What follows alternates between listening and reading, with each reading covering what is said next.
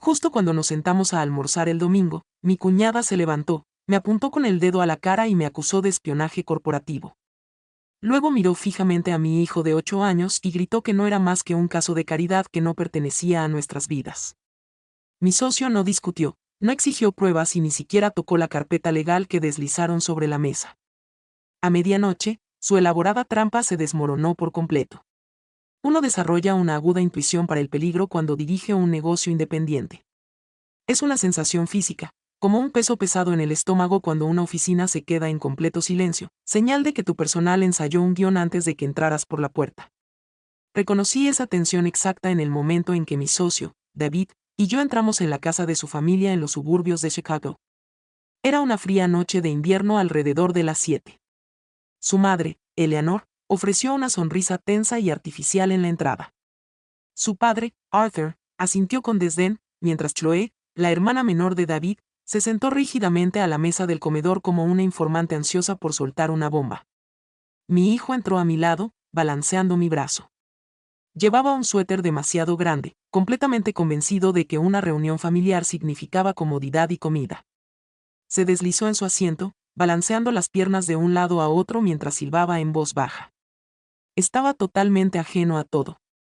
La mesa tenía un surtido de carne asada, puré de papas, judías verdes y panecillos recién horneados. En apariencia, parecía una comida festiva normal, pero la habitación estaba cargada de señales tácitas.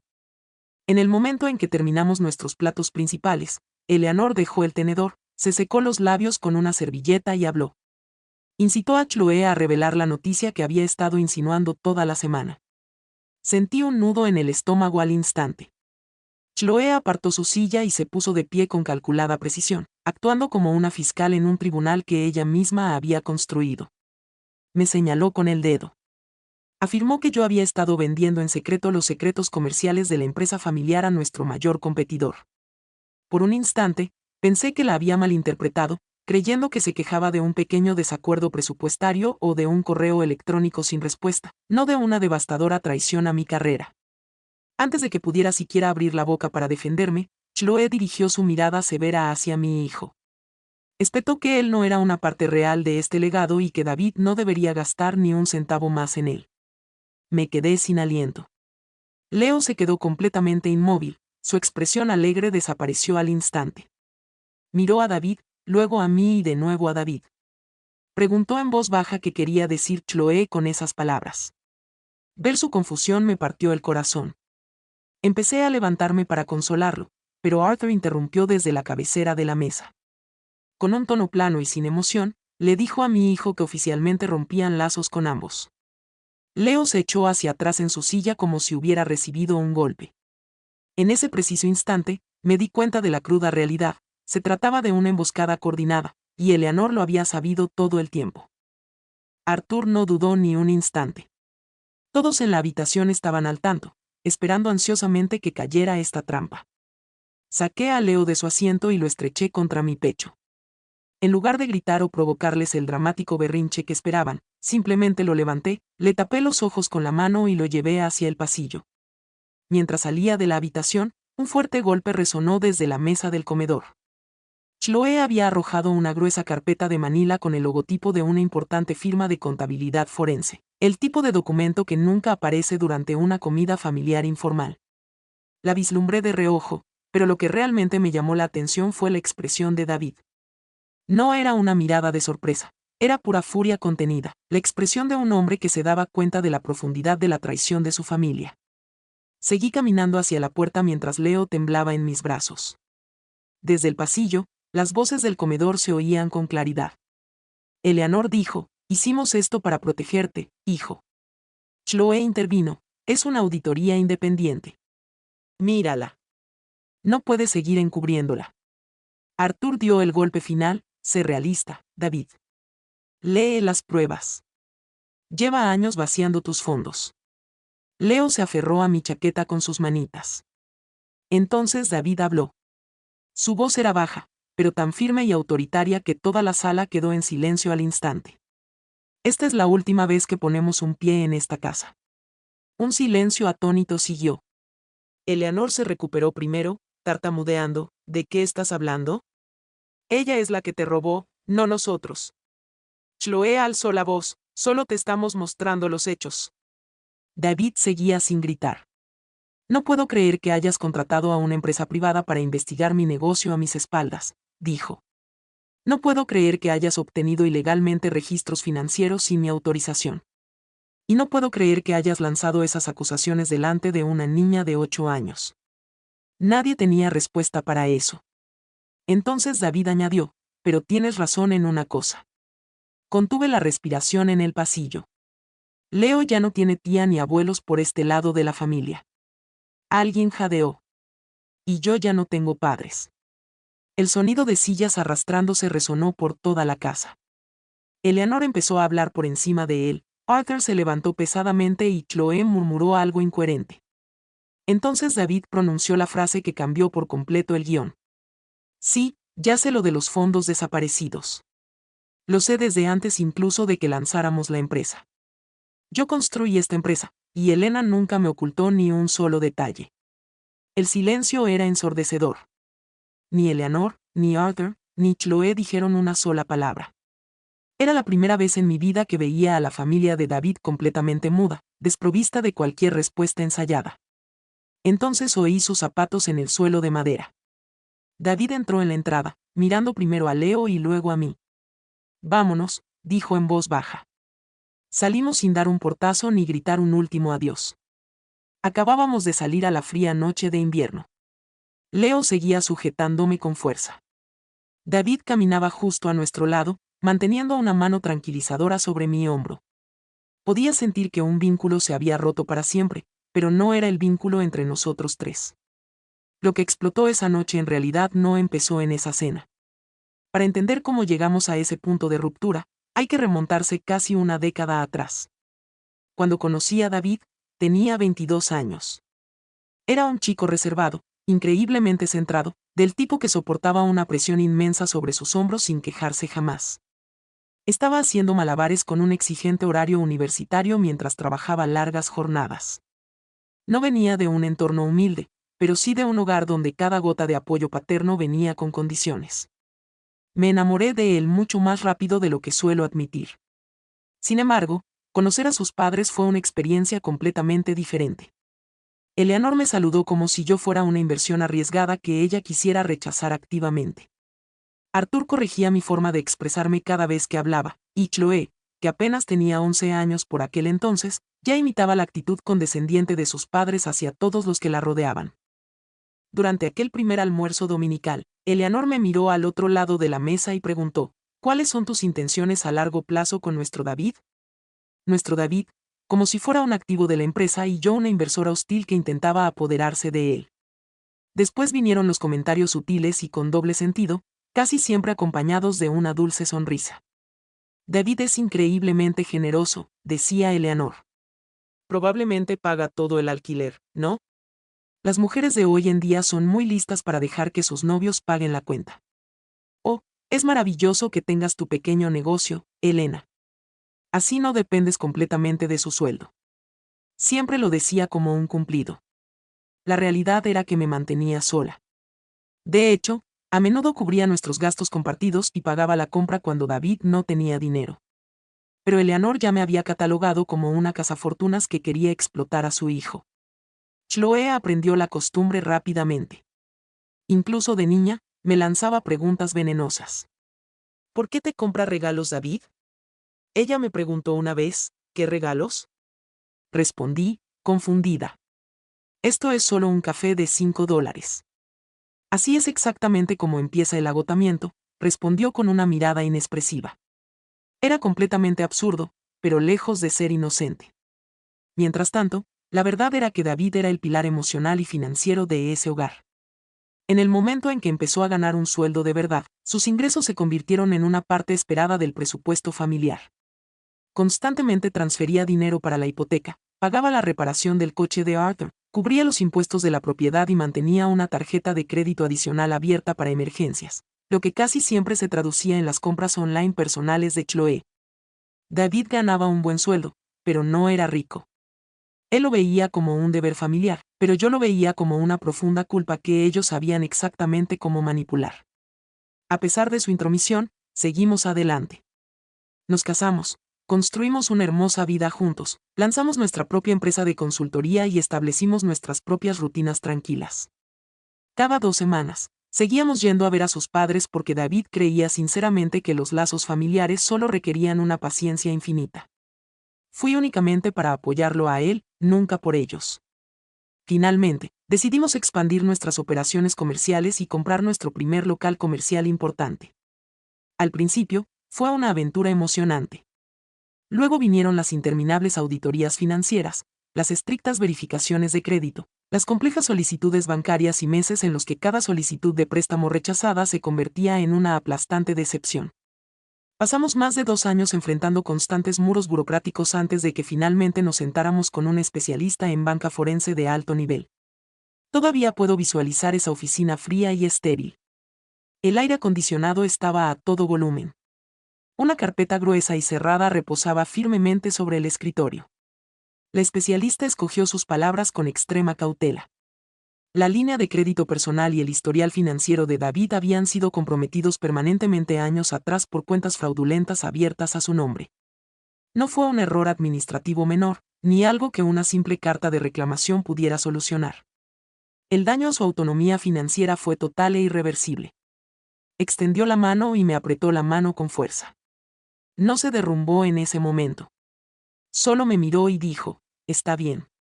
Pero yo sabía que no estaba bien. No porque dudara de nuestro futuro, sino porque ese tipo de noticias te obligan a reescribir por completo el guión de tu vida. Pasamos semanas discutiendo nuestras opciones. Consideramos mantenernos como una empresa pequeña y de bajo riesgo para siempre. Pensamos en atraer capital de riesgo externo o en usar un garante corporativo silencioso. Finalmente, optamos por utilizar un patrocinador financiero privado y anónimo para estructurar legalmente los activos de la empresa solo a mi nombre. Fue una decisión trascendental y cuidadosamente calculada. Sopesamos los riesgos, derramamos muchas lágrimas y protegimos el acuerdo con vehemencia. También establecimos una regla absoluta: nunca se lo diríamos a la familia de David. No lo mantuvimos en secreto por vergüenza, sino para proteger la estabilidad futura de Leo. Sabíamos perfectamente quiénes eran Eleanor, Arthur y Chloe. Sabíamos que en el momento en que descubrieran que los activos de la empresa y el fideicomiso estaban legalmente vinculados a mi nombre, lo usarían en su contra. Lo usarían durante una discusión en vacaciones, un pequeño desacuerdo o una queja insignificante. Tratarían a Leo como a un extraño, etiquetándolo como una carga que no pertenecía al legado familiar. Me negué a permitir que un niño pequeño cargara con esa responsabilidad tan grande. El día que finalmente cerramos la compra de nuestra sede corporativa permanente y aseguramos el futuro fiduciario de Leo, David miró las escrituras firmadas como si tuviera el mundo entero en sus manos. Nuestro futuro era seguro, independiente y completamente protegido de los privilegios de su familia. David incluso lloró de alivio.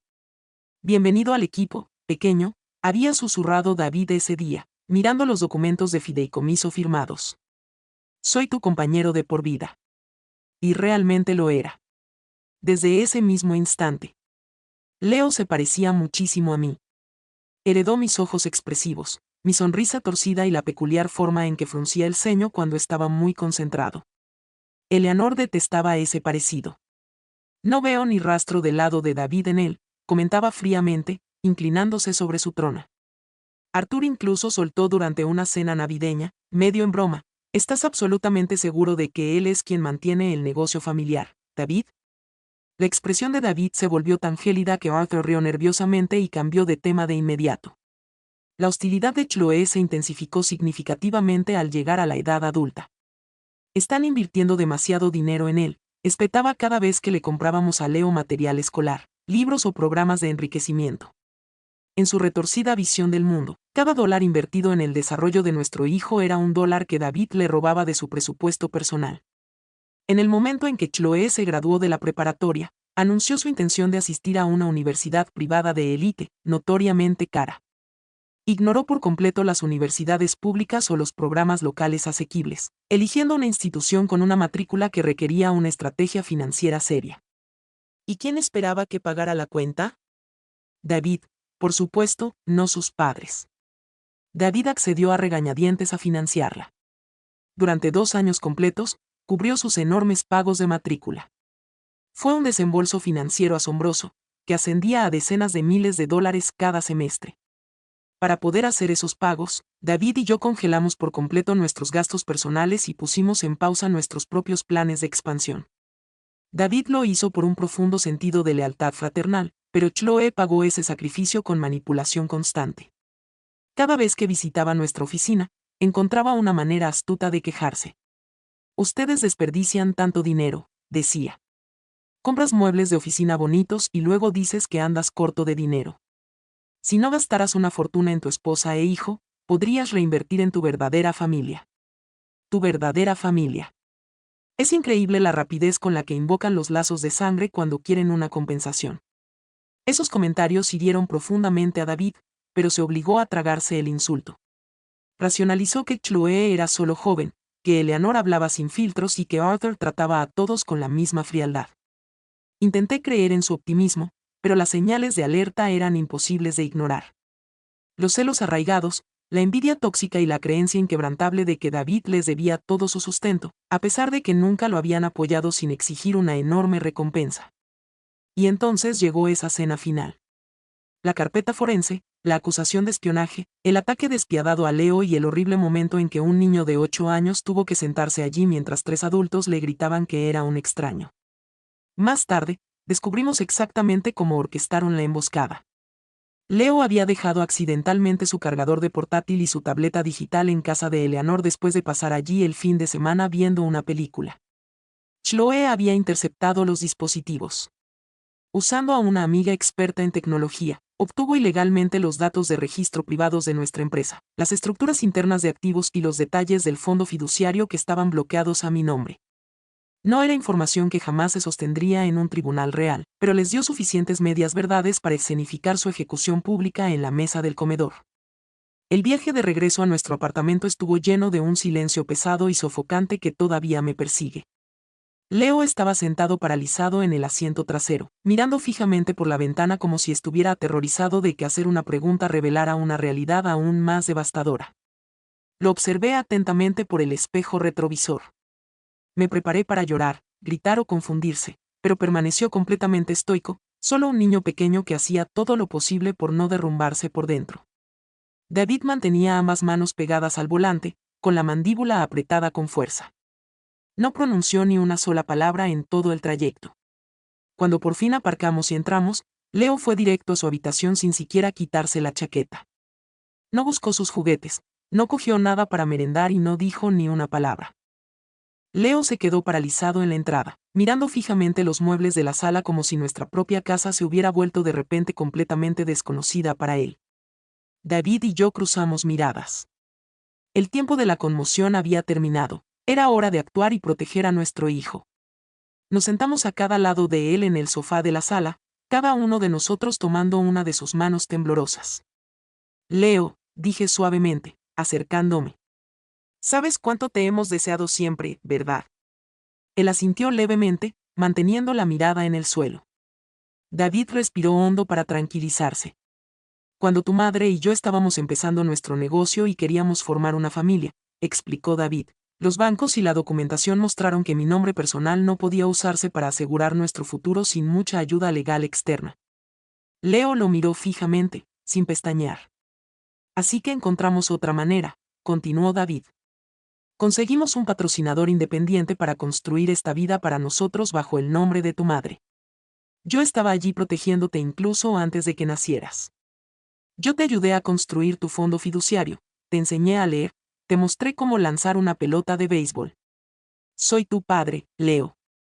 Hoy, mañana y para siempre. Leo bajó la mirada a sus zapatos. Mamá ocultó la verdad, susurró. La acusación me rompió el corazón. No, cariño, respondí de inmediato. Nunca. Tu padre fue parte de cada decisión que tomamos para traerte a este mundo.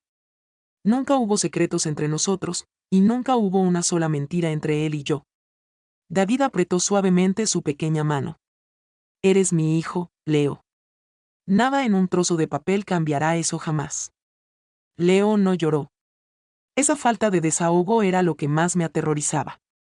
Simplemente asintió con la cabeza, Se levantó lentamente y caminó por el pasillo hacia su habitación. La puerta se cerró tras él con un clic muy silencioso. David inmediatamente se cubrió el rostro con las manos. No podía distinguir si estaba llorando o si simplemente se había vaciado por completo de emociones. Quizás un poco de ambas, murmuré, sentándome a su lado. Le dimos a nuestro hijo su espacio, pero nuestra larga noche estaba lejos de terminar. David entró en nuestra pequeña oficina en casa y abrió su aplicación de banca corporativa en la computadora portátil. Lo seguí y me apoyé en el marco de la puerta. Tenía la expresión intensa e inquebrantable de un hombre que estaba completamente harto de pedir la aprobación de su familia. Con unos pocos clics decisivos, canceló permanentemente las transferencias mensuales de estipendio a Eleanor y Arthur. Luego, eliminó los pagos programados de la matrícula para el próximo semestre de la Universidad Privada de Chloe. Finalmente, desactivó la tarjeta de crédito corporativa que Chloe guardaba en su billetera para sus supuestos gastos de emergencia. Elena, dijo David, con la mirada fija en la brillante pantalla de la computadora. Voy a congelar todas y cada una de las cuentas. No reciben nada más de nosotros. Bien, respondí sin dudarlo un instante. Soltó una risa seca y cansada. Se siente surrealista porque he pasado toda mi vida cargándolos, dijo, reclinándose en su silla de oficina y exhalando como si se hubiera quitado un peso enorme de encima. Pero esta es la primera decisión que he tomado con respecto a ellos que realmente tiene sentido. A la mañana siguiente, nuestro apartamento se sentía extrañamente vacío. Leo finalmente salió de su habitación aferrado a su peluche favorito y preguntó si podía jugar un videojuego. No hizo ninguna pregunta posterior, ni derramó ninguna lágrima, pero una profunda fragilidad era visible en cada uno de sus movimientos. Me quedé a su lado todo el día. Alrededor del mediodía, el teléfono inteligente de David comenzó a vibrar sin cesar. El nombre de Eleanor apareció en la pantalla, seguido del de Arthur, y luego el de Eleanor de nuevo. David miró las llamadas entrantes. Acaban de darse cuenta de que el pago de la matrícula fue rechazado, señaló. Chloe claramente había revisado su portal estudiantil, viendo que faltaba la financiación con solo 48 horas para la fecha límite de inscripción de la universidad. David deslizó la pantalla y contestó en altavoz. Las furiosas protestas estallaron a través del altavoz al instante. ¿Cómo pudiste hacerle esto a tu propia carne y sangre?, gritó Eleanor. Tu hermana necesita que se le pague ese dinero ahora mismo. Vas a arruinarle todo el año académico. La fecha límite es en 2 días, David. David sostuvo el teléfono a unos centímetros de su oído, con la voz completamente inexpresiva. Ya no voy a financiar su vida, declaró. La voz atronadora de Arthur cortó la línea. Sé razonable, David. No puede terminar su carrera si le quitas el apoyo financiero de repente. Solo tiene 20 años. David no se inmutó. Puede solicitar una beca, acordar un plan de pagos a plazos, conseguir un trabajo a tiempo parcial o trasladarse a una universidad estatal que se ajuste a su presupuesto, replicó David con calma. Eleanor estalló de pura indignación al otro lado de la línea.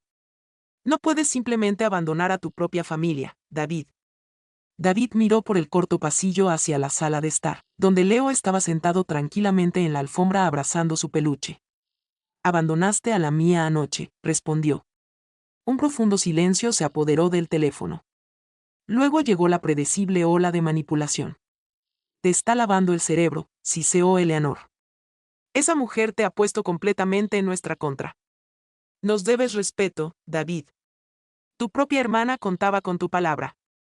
David simplemente tocó la pantalla y terminó la llamada.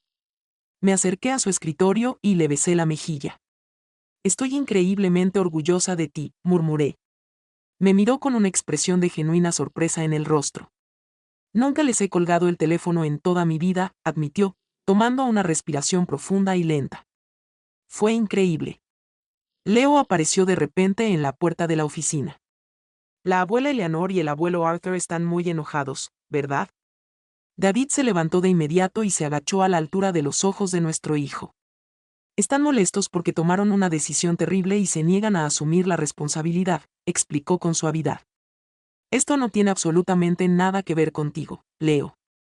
El pequeño asintió levemente, pero sus ojos permanecieron pesados y serios.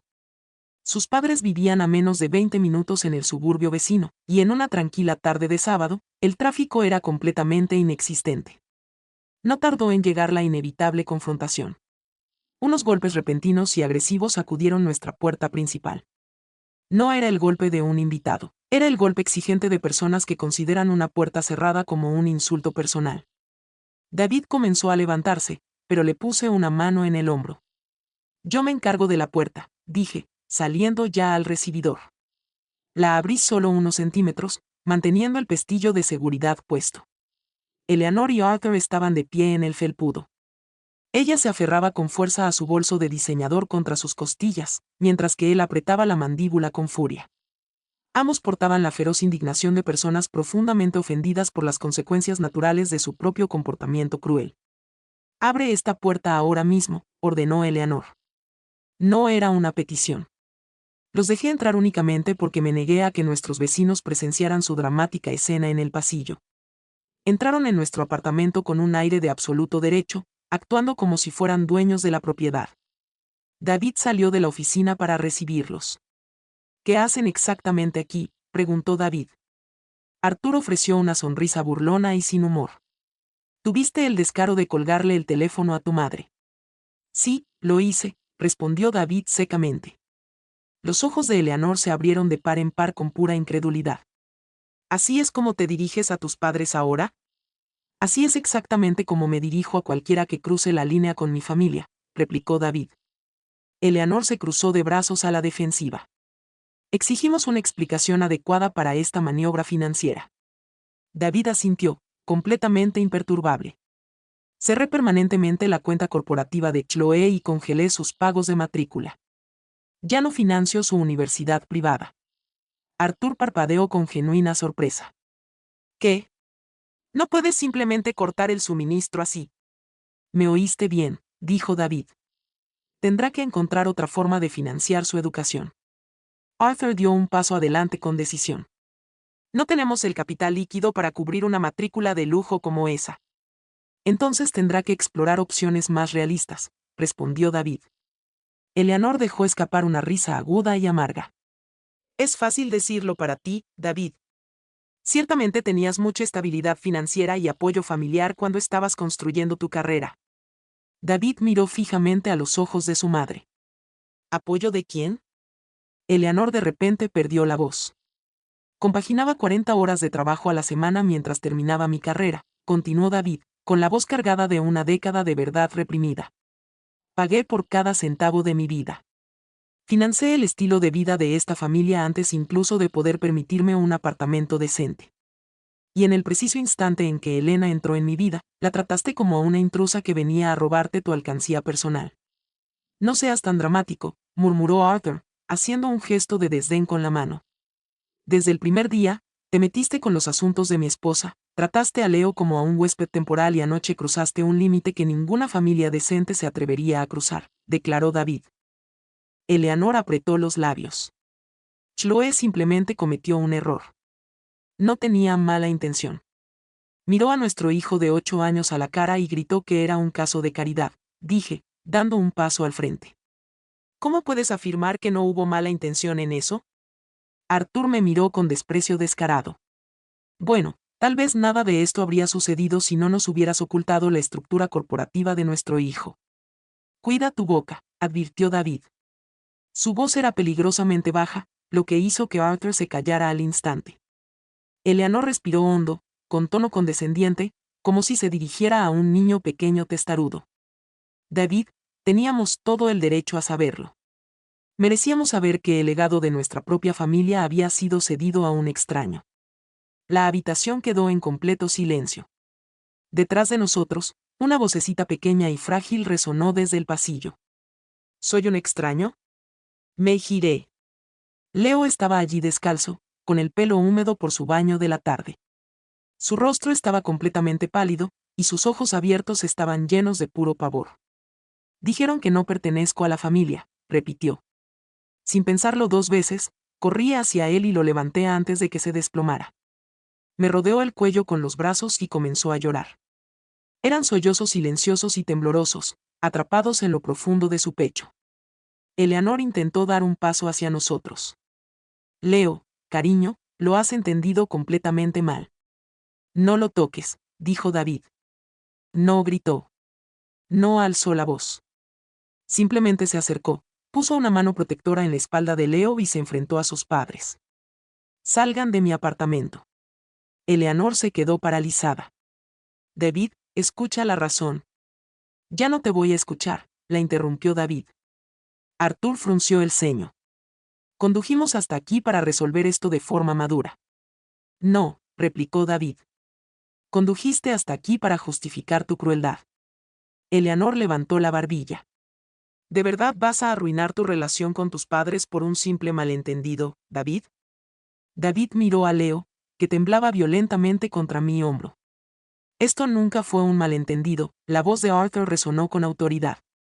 Si salimos por esa puerta, David, no esperes que te saquemos del apuro ni que te recibamos de nuevo. David pasó junto a ellos y abrió la puerta de par en par. No quiero volver. Por eso mismo les digo que se vayan. Eleanor lo miró fijamente durante varios segundos angustiosos, convencida de que David cedería y se disculparía como siempre hacía. Pero él se mantuvo firme, impasible. Arthur salió primero. Eleanor lo siguió de cerca, rígida, arrogante y actuando como si fuera la víctima definitiva de la situación. David cerró la puerta con firmeza y echó el cerrojo. Cuando se volvió hacia nosotros, toda la ira se había evaporado por completo de su expresión, reemplazada por un agotamiento profundo y absoluto. Con delicadeza, pasó a Leo de mis brazos a los suyos. Te tengo, amigo, susurró en el pelo de Leo. Estás a salvo en casa con nosotros. Nadie volverá a hacerte sentir inferior. Nuestro hijo lloró hasta que se le acabaron las lágrimas. Esa noche, lo pusimos en nuestra cama y durmió profundamente entre nosotros. David no cambió de postura durante horas, manteniendo una mano firmemente apoyada en la espalda de Leo, como si temiera que romper el contacto físico permitiera que alguien nos robara la paz.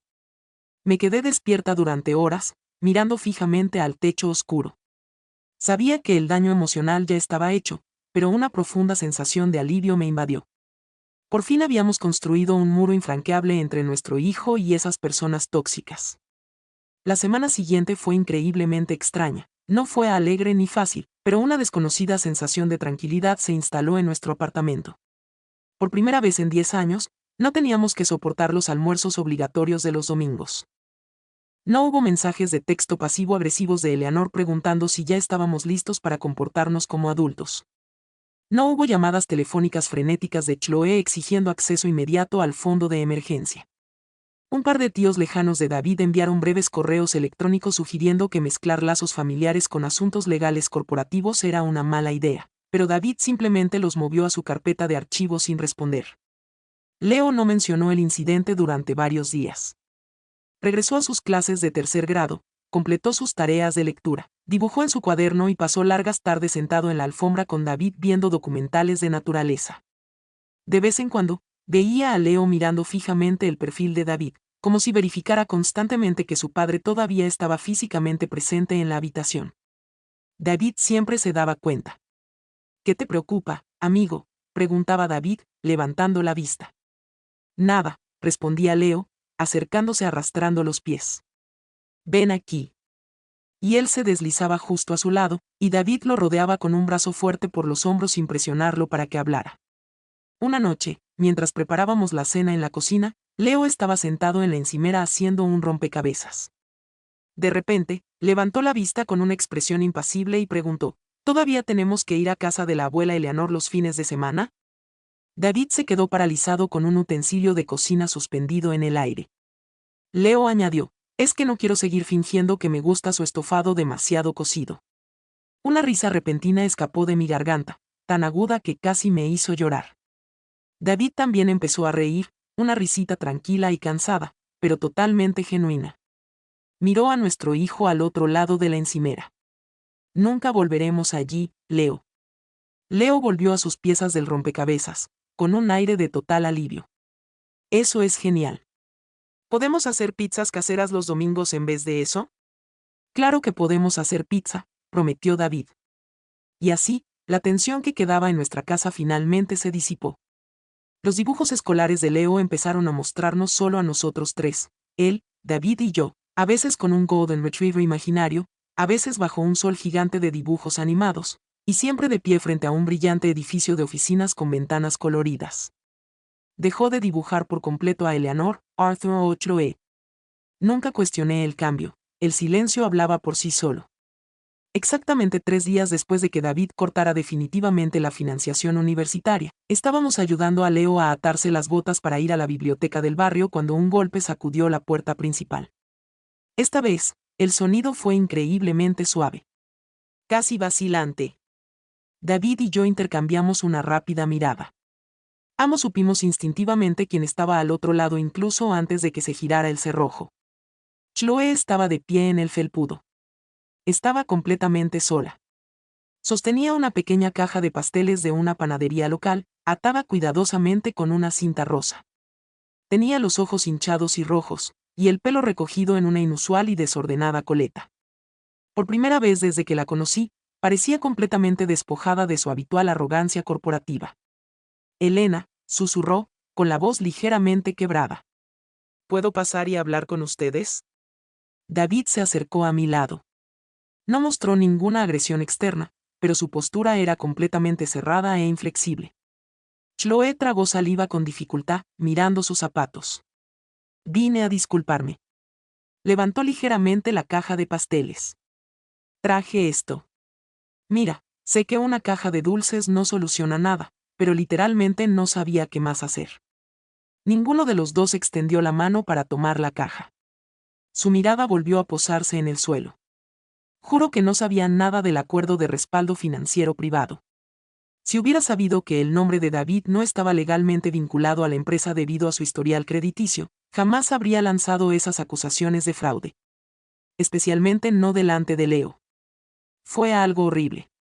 Me pasé completamente de la raya y lo siento muchísimo. Su voz se quebró por completo en la última palabra. Por un instante fugaz, reconocí a la chica profundamente insegura escondida bajo capas de privilegios familiares, pero ese destello de vulnerabilidad no borró la crueldad calculada de sus acciones. Pedir disculpas era lo mínimo. Reparar el daño psicológico que le había infligido a un niño de 8 años era una historia completamente diferente. David asintió con firmeza. Hemos escuchado tu disculpa, Chloe. Chloe dejó escapar un suspiro profundo. Sus hombros se encogieron como si hubiera estado conteniendo la respiración desde que salió de su coche. También quiero disculparme directamente con Leo. ¿Está en casa? No, interrumpí con firmeza. Absolutamente no ahora mismo. No necesita más caos ni confusión en su cabeza. Chloe asintió rápidamente, ansiosa por complacer. Claro, por supuesto. Sí, tienes toda la razón. Un silencio increíblemente pesado e incómodo se extendió entre nosotros en la puerta. Intuí el verdadero motivo incluso antes de que abriera la boca, y pude notar que David también lo percibió. Chloe apretó la caja de pasteles contra su pecho, respiró hondo con dificultad y confesó, también vine aquí porque la oficina de administración de la universidad acaba de marcar mi cuenta. Si no pago el saldo para mañana por la mañana, me darán de baja de todas mis clases. Y ahí estaba. El verdadero detonante de su repentino arrepentimiento. La disculpa entre lágrimas ocultaba una clara intención oculta. No puedo pagarlo, tartamudeó, con lágrimas corriendo por sus mejillas.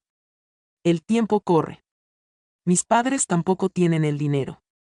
El tesorero me dio una prórroga hasta el lunes por la mañana, pero si no pago las tasas de matrícula, me cancelarán todo. Podría ser un préstamo. Te devolveré hasta el último centavo en cuanto me gradúe o consiga un puesto en una empresa. Firmaré un contrato legal ahora mismo si quieres. Por favor, David, solo esta vez. No, dijo él. Fue solo una sílaba. Chloe parpadeó incrédula. Sé que estás furioso conmigo. No quiero discutir eso ahora, suplicó. Solo este último semestre, insistió. Dame un margen de tiempo para encontrar una alternativa. No puedes dejarme así desamparada de la noche a la mañana. David la miró con una calma distante que parecía herir más que la ira. Yo no te dejé desamparada, Chloe. Tú misma te metiste en este lío. Chloe se secó la mejilla. No tenía el panorama completo. No lo tenías porque nunca te molestaste en preguntar, replicó David. Porque preferiste creer que Elena había malversado fondos de la empresa. Porque pensaste que era una idea brillante obtener ilegalmente registros financieros y usarlos para humillar públicamente a una niña en una cena. Ya te dije que lo siento, lloró ella. Y ya te dije que escuchamos tu disculpa, respondió David. Pero eso no significa que vaya a volver a financiar tu vida. Chloe dirigió su mirada hacia mí, buscando desesperadamente una salida. Buscaba lástima, una intervención, cualquier grieta en mi armadura. Permanecí completamente en silencio. Entonces susurró, sinceramente, no puedo creer que te vayas a quedar ahí sentado y dejarme fracasar. David respiró hondo, despacio. Pagué 2 años completos de una educación de élite. Brindé mucho más apoyo del que jamás se me exigió, y aún así lograste tratar a mi esposa como una impostora y a mi hijo como si fuera una carga comparado contigo. No robé tu matrícula, Chloe. Simplemente dejé de donar mi propio dinero. Bajó la cabeza. Literalmente no hay nada más que pueda hacer. No, dijo David rotundamente. Chloe se quedó congelada en el felpudo, como si la realidad finalmente hubiera pinchado su derecho. Pedir un borrón y cuenta nueva no restaura automáticamente los privilegios que tiraste.